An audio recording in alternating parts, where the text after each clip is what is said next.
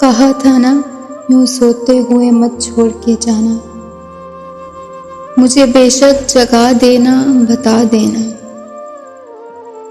तुम्हें रास्ता बदलना है, मेरी हद से निकलना है।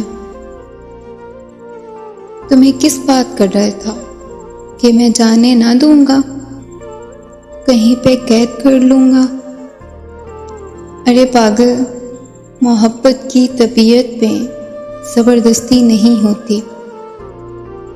जिसे रास्ता बदलना हो उसे रास्ता बदलने से, जिसे हद से निकलना हो उसे हद से निकलने से ना कोई रोक पाया है ना कोई रोक पाएगा।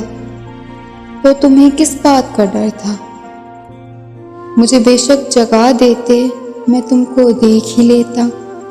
तुम्हें कोई दुआ देता, कम से कम यूं तो ना होता। मेरे साथी, ये हकीकत है, तुम्हारे बाद खोने के लिए कुछ भी नहीं बाकी। मगर मैं खोने से डरता हूँ, मैं अब सोने से डरता हूँ।